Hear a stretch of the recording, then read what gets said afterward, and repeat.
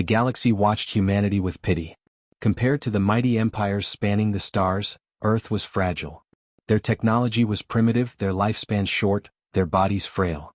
Worst of all, they carried a flaw no other species in the coalition of enlightened worlds possessed: fear. Fear of the unknown. Fear of the void. Fear of the dark. It was almost laughable. The coalition had eradicated such primal instincts long ago. With cybernetic implants, genetic augmentations, and millennia of enlightenment, they had evolved beyond fear. Or so they thought. You refuse to colonize the dead sector? Archdelegate Ralvarek's smooth voice slithered through the grand hall, his bioluminescent frills flickering in confused amusement. You say it is cursed? Across the ornate chamber, the human ambassador sat rigid in his seat. Ambassador Kieran Locke was a decorated representative of Earth, known for his silver tongue and unshakable composure. But today he was pale, his jaw tight. His voice was carefully controlled.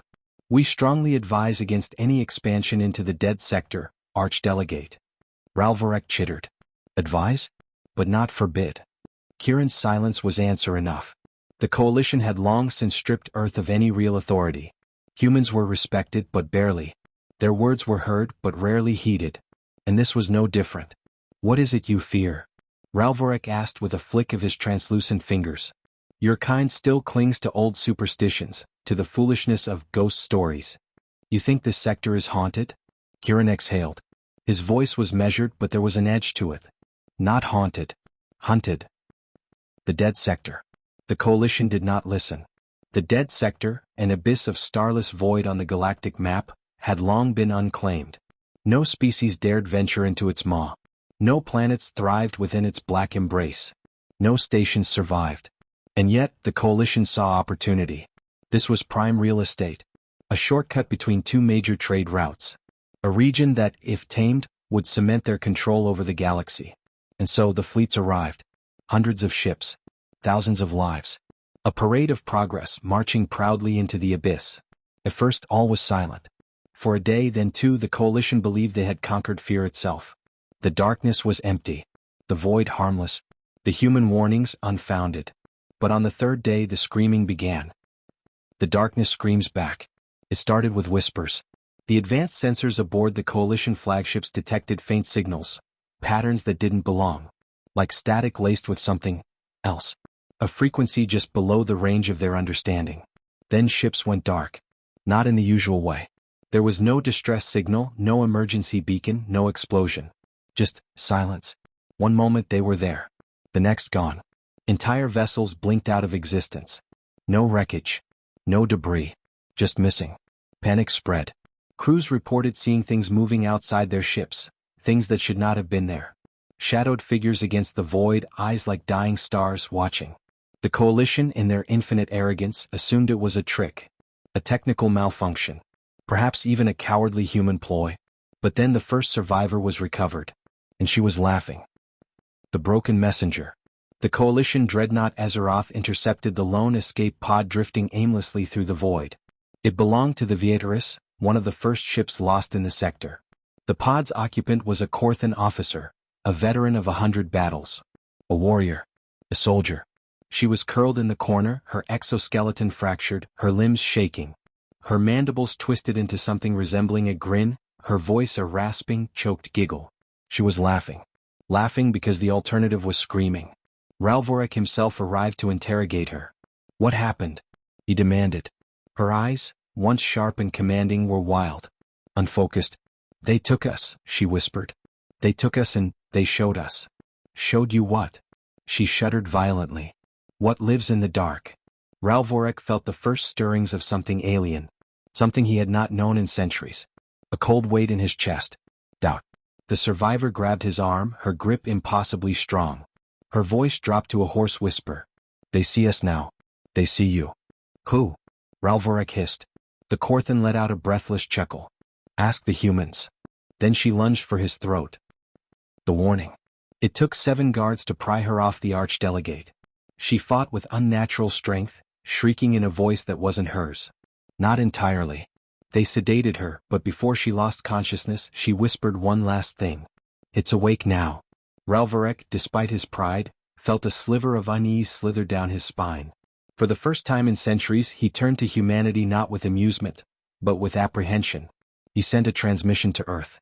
To Ambassador Kieran Locke. Urgent request, human explanation of dead sector phenomenon. The response came quickly. A single file. A recording. Ralvorek played it. The screen flickered to life. An old Earth astronaut, his suit bearing the emblem of a long-extinct agency. NASA. The footage was grainy, the man's voice crackling. To whoever finds this. He paused, his eyes haunted. I don't know how long we've been floating here. Maybe years. Maybe centuries. We weren't the first ones to see it. But we were the first ones to understand. The man swallowed hard. If you're hearing this, it's too late. Static. Then one final whisper, barely audible. We should have never looked into the dark. The transmission ended. Ralvorek stared at the black screen. And for the first time in his long life he felt fear. To be continued in Section 2. The coalition thought they had conquered fear. Thought it was a relic of the past. They were wrong. They had only forgotten. Now the darkness had returned. And it had never forgotten them. Ralvorek's bioluminescent frills pulsed erratically. The silence that followed the human transmission was suffocating. Every delegate in the council chamber sat frozen, their expressions shifting from skepticism to something more primal. Dread. The humans had known all along. This is an attempt at psychological warfare, one of the coalition officers scoffed, his voice sharp, his tail flicking in irritation. A deception. The humans fear the dark and they want us to share in there. A shrill alarm cut him off. Priority distress signal from the dead sector. It was happening again. The horror arrives. The transmission came from Viatorus Prime, the largest coalition station in the newly claimed region. A sprawling city of metal and glass, its lights burned bright against the abyss, until suddenly they didn't. Viatorus Prime respond. Static. This is High Command, acknowledge transmission. More static. Then, a sound. Not a voice. Not a language. Something else. A deep, resonant pulse that rattled the very hulls of the listening ships. Not a random noise but something deliberate. A signal. Something was answering them. The last moments of Viatorus Prime. The emergency transmission, recovered later, revealed the final moments of the station. It started with the lights flickering. Then came the whispers, garbled voices over comms, snaking through the halls like unseen phantoms. Security footage captured the crew's growing panic. Engineers scrambled to restore power, scientists desperately recalibrated their instruments. Then in the outer docking bay a figure appeared. At first it looked like a shadow, a mere trick of the failing lights. But as the footage stabilized, the truth became clear. It wasn't one shadow. It was many. Tall, emaciated things, their forms barely distinguishable from the void behind them. Eyes like dim embers, mouths stretched in something that might have been a smile, or a snarl. They stood motionless at the edges of the station, watching. Waiting. Then, as if a switch had been flipped, they moved. The security footage dissolved into chaos. The creatures were inside. They had never breached an airlock. Never triggered an alarm. They were simply there, manifesting like nightmares given flesh. The station's personnel fought. Plasma rounds tore through the intruders, but the bullets passed through them like smoke. Grenades detonated in empty hallways where shadows stretched unnaturally long. And then, the screaming stopped. The last recorded image was of the central command deck. The crew stood frozen, their bodies rigid, eyes wide and unseeing. Then, as one, they turned to the camera. And smiled. The transmission cut. The fractured council. The council chamber erupted into chaos. We must evacuate the fleet immediately. A Zendari representative shrieked, her 6 eyes darting wildly. If the station has fallen, we must quarantine the entire region. No, Ralvorek whispered. He was trembling. He hadn't trembled in centuries. No, we must understand this. The room fell silent. The archdelegate turned to Kieran Locke. What do the humans know? Kieran's face was grim. That you should have listened. Ralvorek's frills flickered erratically.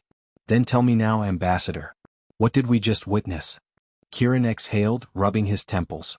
You wanted to know why we fear the dark? His voice was quiet. Because we were the first to see them. The first contact humanity buried.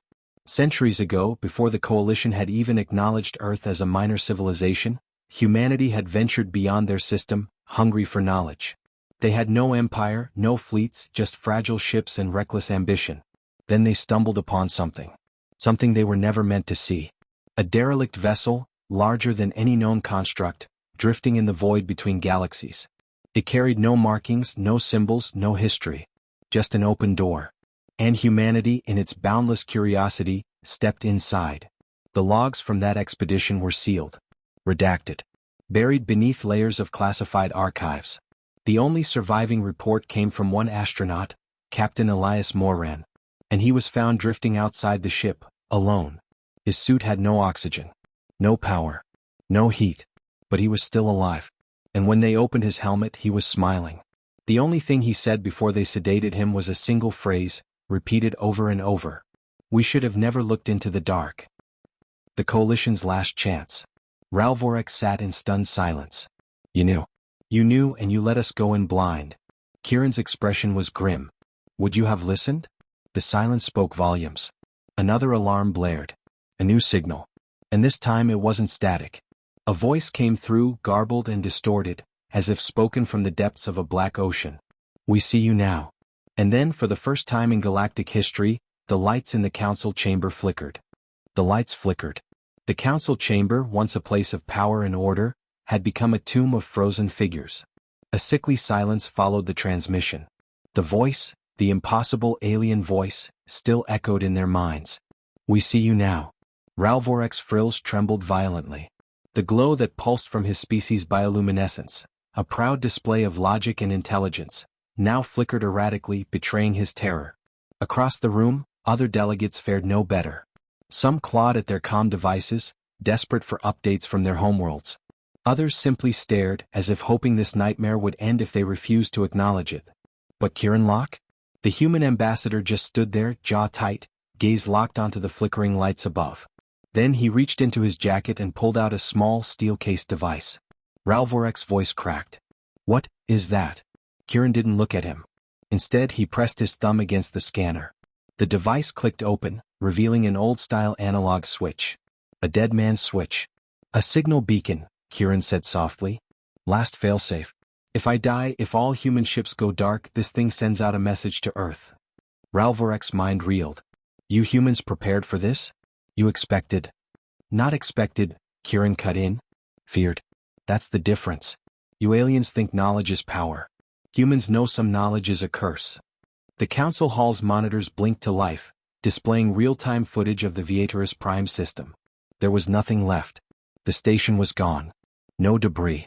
No wreckage. Just a dark, empty void where one of the Coalition's largest installations had once stood. And then, something moved.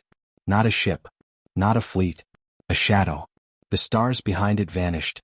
The council chamber exploded into panic. The terror spreads.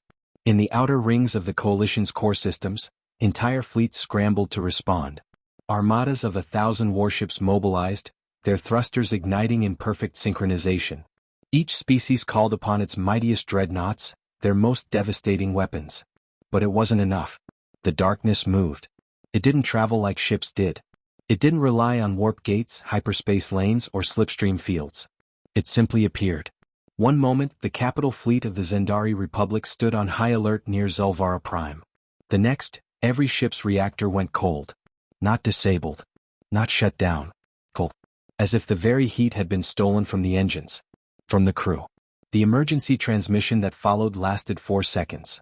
It consisted of nothing but heavy, ragged breathing. Then silence. Zulvara Prime, home to over 12 billion, sent no further signals. They were gone. The stars around the sector flickered. And one by one they vanished. The truth humanity buried. Ralvorek turned toward Kieran, his voice barely more than a whisper. We cannot fight this. Kieran exhaled, staring at the blank monitors. No. We can't. Ralvorek's frills flared, something between fury and desperation. Then what do we do?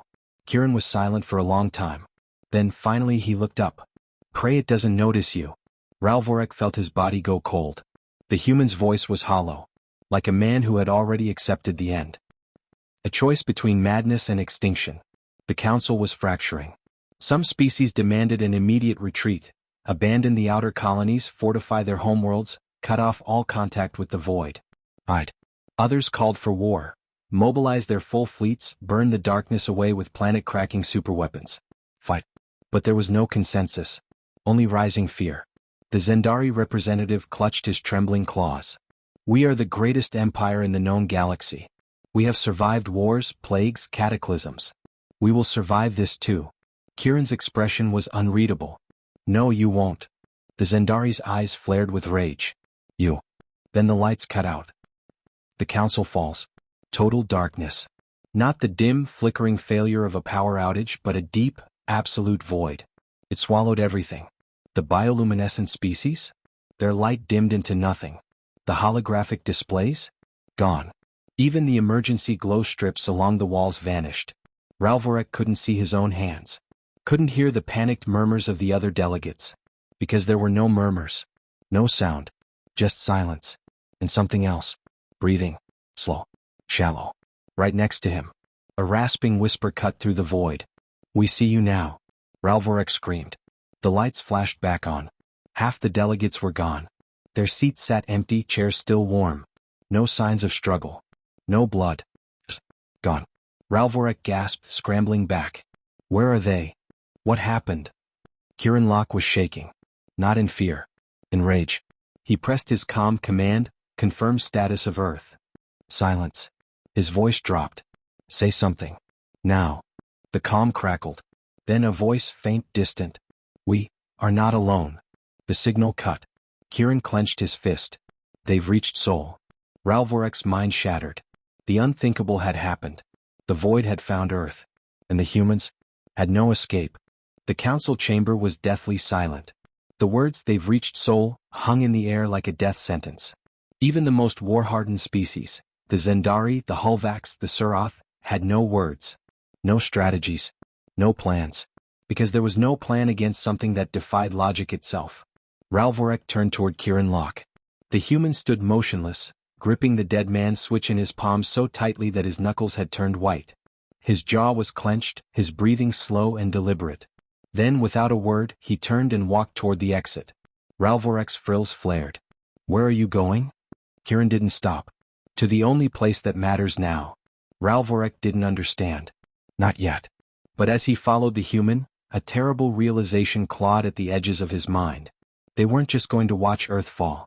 They were going to witness what happened when humans fought back. The darkness arrives at Sol. In the void beyond Pluto, the last human defense fleet had taken formation. Hundreds of warships, bristling with rail cannons, plasma batteries, and kinetic impactors, stood in perfect alignment. And ahead of them Earth, the homeworld of humanity, the last sanctuary of their kind. And now a battlefield. Deep in the darkness something moved. It wasn't a fleet. It wasn't ships. It wasn't anything that should exist in a world governed by physics and reason. It was absence. A perfect, devouring black that swallowed stars, leaving behind nothing. Admiral Ryan Calloway stood aboard the HSS Indomitable, Earth's last dreadnought. His weathered face was unreadable as he studied the monitors. Contact in 60 seconds. All ships, weapons hot. Fire on my mark. The darkness surged forward. The first wave of human warships opened fire. Railgun rounds, moving at a fraction of the speed of light, screamed toward the void. Plasma bolts, hot enough to melt asteroids, burned through space. For a moment it seemed like it might work. Then, silence. Every round, every torpedo, every beam of energy simply vanished before impact. Not deflected. Not countered. Erased. And then, the void responded. The first human ships vanished. Entire dreadnoughts, larger than cities, were simply gone. One moment they were there, bristling with weapons, engines burning. The next, empty space. A hole in the universe where something had once existed. The HSS Valiant sent a final transmission before disappearing. We see them now. Oh God, we. Static. Admiral Calloway exhaled sharply. All ships. Fall back to Earth. Hold the line. The last stand of humanity. The battle above Earth was unlike anything the galaxy had ever seen. The human fleet fought. Even as their ships were erased one by one. Even as the enemy's form defied all logic, as their weapons proved useless, they fought. Because there was no retreat. No surrender. No option but to stand, to fight, and to make the void bleed. If it could bleed. The final line of defense was Earth itself. The planetary defense grid roared to life, launching hypervelocity tungsten rods from orbital stations. The Skyburner arrays, designed to ignite the atmosphere of an enemy fleet, unleashed their full power. And still the darkness came. It touched the moon. And in an instant, Luna, the first stepping stone of mankind's journey into space, was simply gone. Not shattered. Not obliterated. Gone. A hole in the sky where it had once been. Humanity's last hope was burning out. Until the beacon activated. The last secret of humanity. In the heart of Antarctica, buried beneath ice untouched for millennia, a signal pulsed into the void.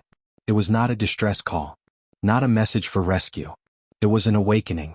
Kieran Locke, standing in the hidden bunker beneath the council chamber, whispered a final command into the dead man's switch. Protocol Black Star, engage.